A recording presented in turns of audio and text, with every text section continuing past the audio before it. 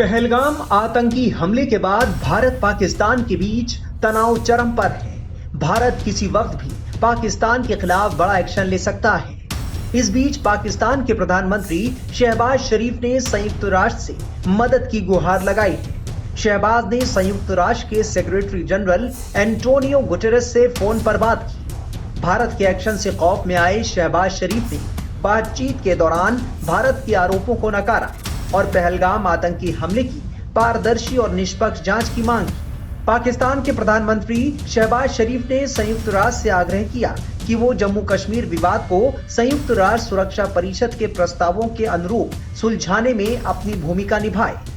बढ़ते तनाव के बीच संयुक्त राष्ट्र महासचिव एंटोनियो गुटेरेस ने मंगलवार को भारत के विदेश मंत्री एस जयशंकर और पाकिस्तान के प्रधानमंत्री शहबाज शरीफ से अलग अलग बातचीत की।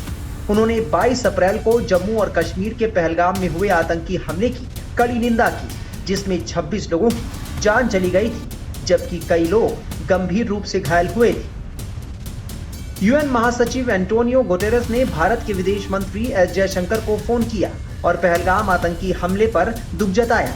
यूएन महासचिव की बातचीत ऐसे वक्त में हुई जब पाकिस्तान ने दावा किया कि उसके पास विश्वसनीय खुफिया जानकारी है कि भारत अगले 24 से 36 घंटों में उसके खिलाफ सैन्य कार्रवाई की योजना बना रहा है। शहबाज शरीफ ने कहा कि उन्होंने एंटोनियो गुटेरेस से बात की और पहलगाम की घटना की निष्पक्ष जांच की अपील की। शरीफ ने एक्स पर लिखा,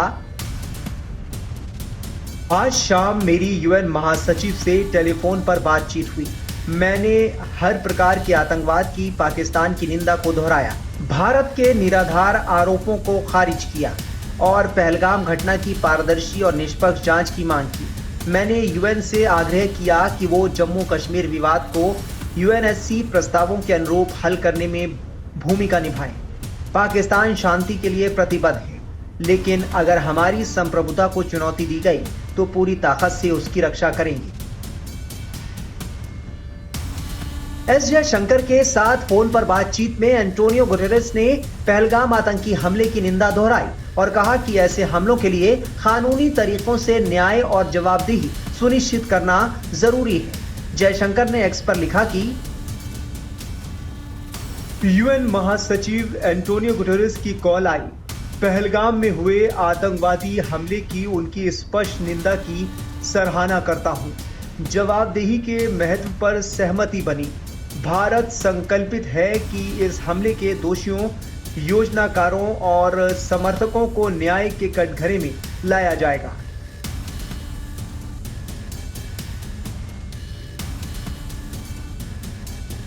Just want to update you on the Secretary General's phone calls this morning. He spoke separately by telephone with Mohammad Shahbaz Sharif, the Prime Minister of the Islamic Republic of Pakistan, and he also spoke earlier in the day with Subrahmanyam Jaishankar, the Minister of External Affairs of the Republic of India. In his phone calls, the Secretary General reiterated his strong condemnation of the April 22nd terrorist attack that took place in Jammu and Kashmir. The Secretary General noted the importance of pursuing justice and accountability for these attacks through lawful means. बता दें कि पहलगाम आतंकवादी हमले के बाद भारत को वैश्विक समुदाय से अप्रत्याशित समर्थन मिला है। अमेरिकी राष्ट्रपति डोनाल्ड ट्रंप से लेकर रूस के राष्ट्रपति व्लादिमीर पुतिन समेत दुनिया भर के नेताओं ने इस बर्बर हमले की निंदा की। खाड़ी के मुस्लिम देशों ने भी खुलकर हमले की आलोचना की है। भारत इस बार पाकिस्तान को पुख्ता सबक सिखाने का मन बना चुका है कि पूरी की पूरी आजादी दी है, बहुत अच्छी बात है और इससे फौज का मनोबल बढ़ता है। बात यह है कि ये मैसेज क्लियर हो गया है, क्योंकि इस मैसेज से बड़ा लोगों में डाउट क्लियर हो रहा था कि इसका मतलब क्या है। इसका सिंपल सा मतलब यह है कि अब गवर्नमेंट ने डिसाइड कर लिया है कि हमने एक्शन पाकिस्तान के साथ लेना है। वो जो ऑब्जेक्टिव है वो अभी भी नहीं बताएंगे, पर मीडिया को नहीं पता चलेगा कि हमारा मेन ऑब्जेक्टिव क्या होगा, पर फौज को जो भी कहा जाएगा, फौज को पूरी छूट है कि अपना टारगेट सेलेक्ट करे, अपना टाइमिंग सेलेक्ट करे और मेथड ऑफ अटैक सेलेक्ट करे। कल संयुक्त राष्ट्र के कोशिशों में मदद करने की यूएन पेशकश करेगा। यूएन नहीं चाहता लड़ाई को। यूनाइटेड नेशंस तो नहीं चाहेगा लड़ाई हो, नहीं तो यूनाइटेड नेशंस ही नहीं रहेगा।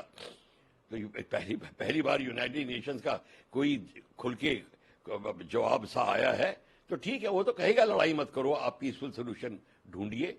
पर उसको यूनाइटेड नेशंस को यह पता होना चाहिए कि कई जगह पे पीसफुल सोल्यूशन के बाद बात उनके पास आई है, पानी सिर से निकल चुका है, तो उसमें अब ये पीसफुल सोल्यूशन वगैरह का चांस नील के बराबर है।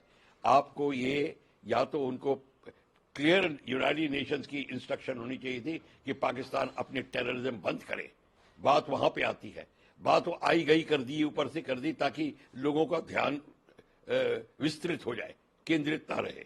बात सारी ये है, यूनाइटेड नेशंस को कहना चाहिए था फिर इस हादसे में पाकिस्तान ने जो किया, पाकिस्तान को करना बंद करना चाहिए और फिर हमको रिपोर्ट करे ताकि हम अगली इंस्ट्रक्शन दे। ये यूनाइटेड नेशंस को कहना चाहिए था। जो अब सेकेंड मीटिंग में क्या डिसाइड करेंगे, ये हमको पता चलेगा कि जब मीटिंग खत्म होगी कि और आगे क्या डिसाइड किया है, या और पर्टिकुलर टारगेट्स की डिसाइड करेंगे, क्या स्ट्रेटेजिक वैल्यू के टारगेट डिसाइड करेंगे, न्यूक्लियर वेपन यूज करना है कि नहीं करना उसका डिसाइड करेंगे, या लॉन्ग रेंज मिसाइल्स करनी है, या फिर ये भी डिसाइड करना है कि पाकिस्तान के साथ साथ और कौन सा देश बीच में इन्वॉल्व हो रहा है, वो आपका टारगेट बन जाएगा। लाइक बांग्लादेश, अगर बांग्लादेश डायरेक्टली सप्लाई कर रहा है, उसके शिप्स आ रहे हैं, सप्लाई कर रहे हैं, वो टारगेट बनेंगे।